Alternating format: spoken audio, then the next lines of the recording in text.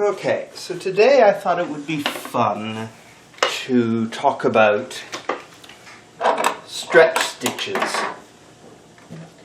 Now, up to now I have been quite pleased with sewing my stretch stitch fabrics using my double needle on my 411G.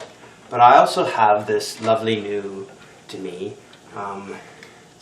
Japanese stretch stitch sewing machine.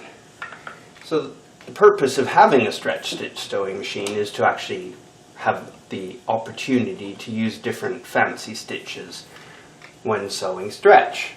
But the majority of the stretch that I would be doing would be to finish edges.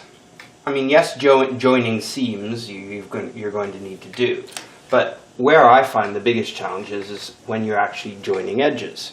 So let's see if that works better. Yes, that works better. The biggest problem I found is that with a double needle is you're sewing from the reverse side, but because it's narrow enough and you can feel, or it's wide enough between the two needles, you can feel where the edge of the seam is, it's quite easy to sew. So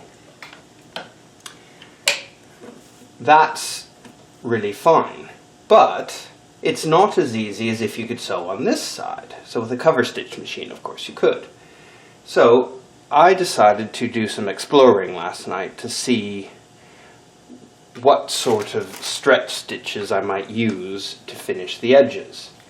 And there are lots of different types. So depending on what look you want, you could have something like that, and it would work to cover the edge, but it would probably zigzag a little bit on and off, but it would hold it in place, so I think that's okay.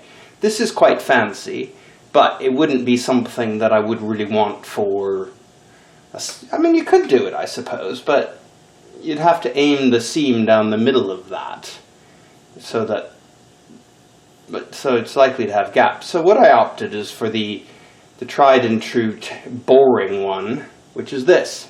However, I didn't really want it that wide. I mean, that is quite wide over the edge. I thought it could be much more discreet if I could reduce the width of it. And what I found with this particular machine is if you set the stitch width to 2, the stitch length as long as it'll go, and this stitch regulator up top to the minimum, with the pattern that, it's amazing how, there you go, you can just see that now, with the standard, where is it here? The stretch one. It's that one anyway. The standard. Oop, that's really hard to do. So you can see that there. That's that. But if you set that to 2, it sews very well. So I thought it would be interesting to compare the ease of sewing on the right side of the fabric with the double needle, with a single needle, versus the double needle from the reverse side. So what I've adjusted is ultimately, and I'm doing it in black here on this test fabric just so you can see it, but just to see what the results were. So in the bobbin thread, and I put my walking foot on this, in the bobbin thread I've got white, and in the top I've got a royal blue sort of color, just so it shows up.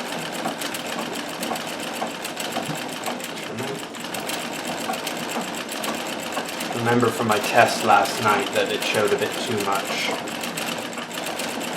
blue on the top. So it's quite easy to sew just on the edge. It's a very narrow, discreet hem. I would normally overlock this first, by the way, but just for this test I'm being a lazy bones. And you can see it's a little noisier, of course, because I do have the walking foot on.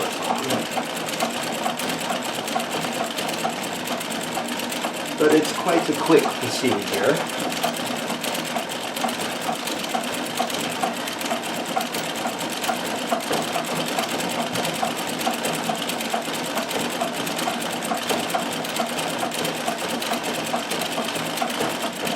We're almost at the end. sitting here rather awkwardly, unfortunately, because for the camera it means I have to sit slightly offside, and it makes treadling sometimes a bit of a challenge. I can't put my feet in exactly the right place, and having long legs to fit under the treadle table is quite a challenge. So I've reached the end now, so let's see how well I did. So from this side, obviously you would not sew it in a contrasting fabric or contrasting thread. It's got the seam. It most certainly has the stretch that's expected. The seam is held down, except where I missed it, but that's because I didn't cut that very straight. But as I said, you'd overlock it. And on the reverse side,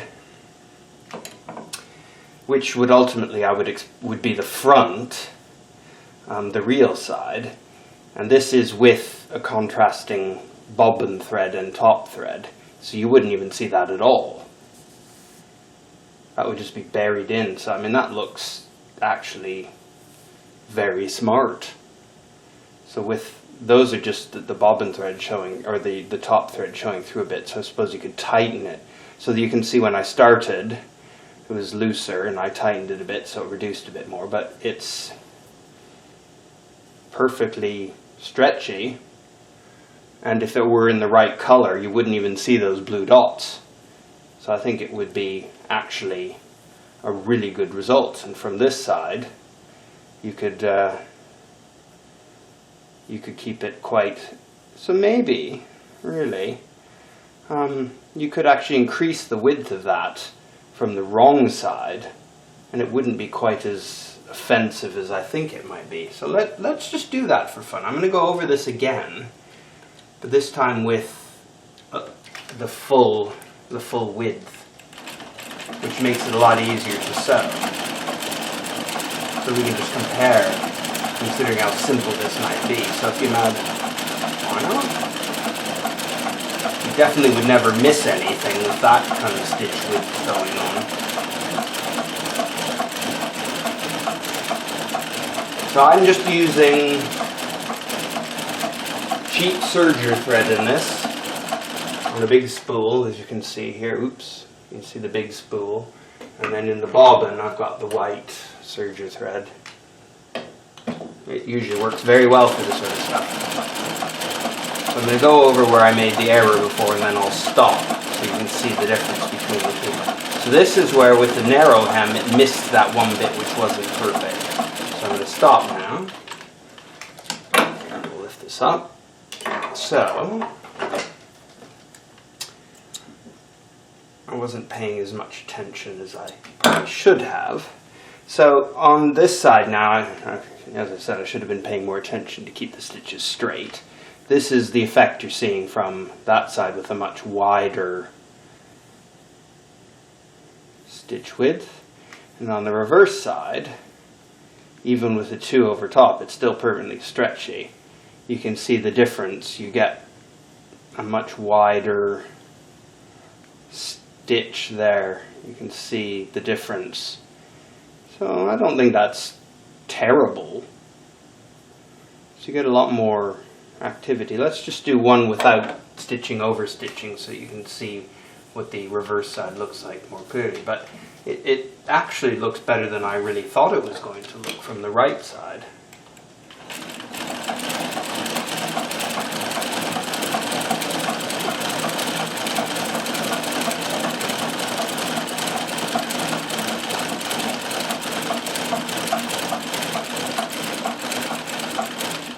Okay, that's enough for that.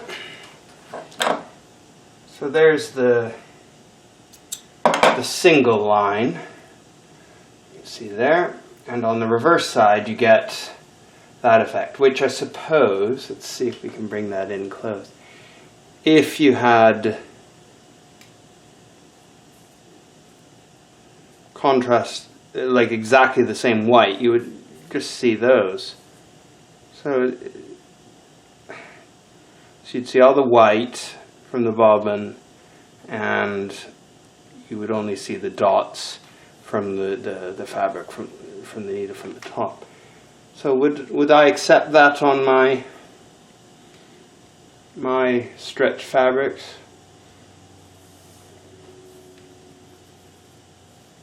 Personally, I think that's better on the narrow, which is what I thought. So you just see that one little bit, and with it would just disappear into the fabric, whereas I don't think, I mean, yeah, that's there. So it depends on what you want. I'm less excited about that because I think you can feel that and you can see it, but there's nothing wrong with it, certainly.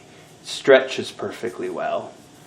It works perfectly well, but if I had a choice, like with my double needle, I'd rather like that. It's much more discreet, much more professional looking. You just have to be perfect on your seams here to get the best result. Either is acceptable, but I far prefer,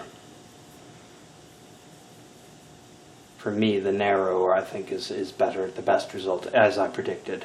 It just looks discreet. You wouldn't notice that in the white fabric.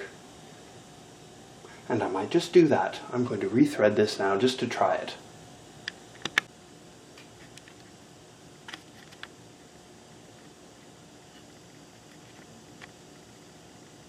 Okay, so I've rethreaded it with white. I'm now sewing it on stitch width of 2. Just to beside the other stitch width of 2. It probably won't show up so well on the camera. Hopefully it'll focus in a second. And then when it gets to the end of this bit, right here, I will switch over to the wider and we'll compare the difference.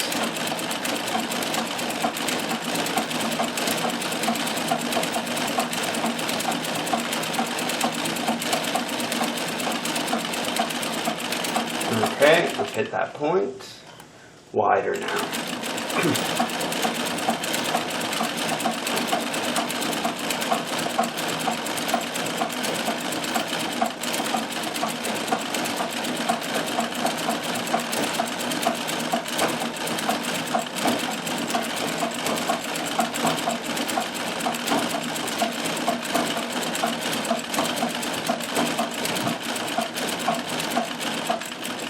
Okay, I think that's enough. So let's take a look at the results. Okay, so this is the,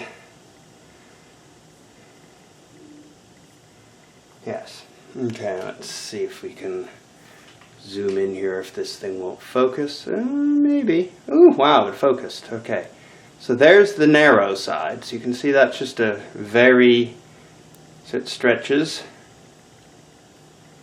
But it's very subtle.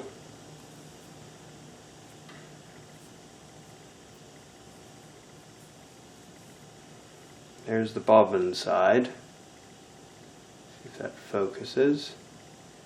Yeah, so that's pretty good. And then here we have the bobbin side of the wider, which actually in the end I think is acceptable. It doesn't look too bad at all. So you can see how the actual stitching would, it's one layer, not two, but so it would look like that. It looks like that, except it's in white. And that's how it actually looks in white. So it's fairly subtle, to be perfectly honest. But if I had a choice of putting that on one of my garments, unless I needed that level of width, I would probably go with this, which is about the same width as I'm sewing, or maybe slightly narrower than I can achieve with my double needle on my 411G. So actually I think I'm quite pleased with this machine again. It sews very well, it's not dropped any stitches. The results are good. It's stretchy like it's supposed to be. It springs back and it looks really smart. So, okay. I'm good with that.